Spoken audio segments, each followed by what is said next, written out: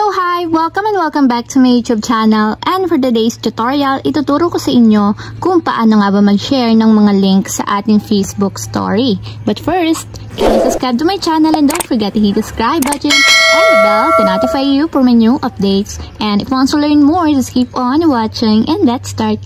So ayan guys, for today's video, para makapag-share tayo ng mga links sa ating Facebook story, kailangan meron muna tayong Instagram account. So dito sa ating Instagram account, dito tayo mag-share ng link, and then after nyan, ipopost din natin siya through Facebook story.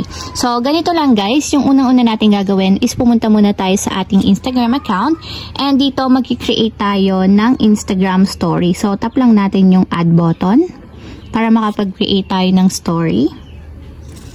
Then after nyan guys, pumili lang kayo ng image na gusto nyong PDN. So for example, ito na lang aking Facebook account. And then after nyan, kapag nakapili na tayo ng image, itatap na natin dito is itong touch button or file button. So tatap lang natin.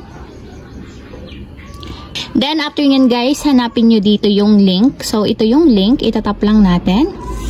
And then dito guys, ipipaste lang natin yung link na gusto nating ilagay dito. So dito natin sa URL ilalagay. So since nag-copy na ako ng link kanina, ang gagawin ko na lang is ipipaste ko na lang siya dito.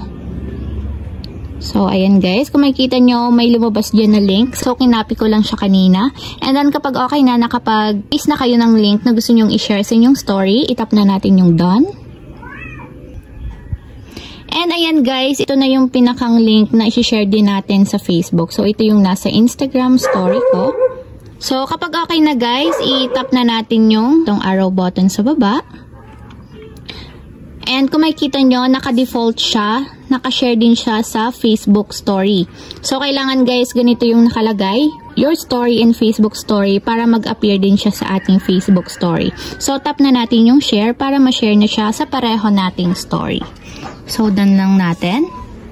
And ayan guys, check natin sa Facebook kung naka-share na din ba yung story and link na shinare natin dito sa Instagram. So refresh ko lang. And ayan guys, i-check ko yung story ko dito sa Facebook. And kung makikita nyo, nandito din yung link. And kapag tinap yung link, automatic yan guys, pag tinap natin yung visit link, mapupunta tayo dun sa pinakang link or nilagay natin ng link sa Facebook story. So ayan lang guys, ganun lang kasimple kung paano nga ba mag-share ng mga links sa ating Facebook story. If you have a question, can you comment down below, and don't forget to hit the subscribe button and the bell to notify you for my new updates. And thank you for watching!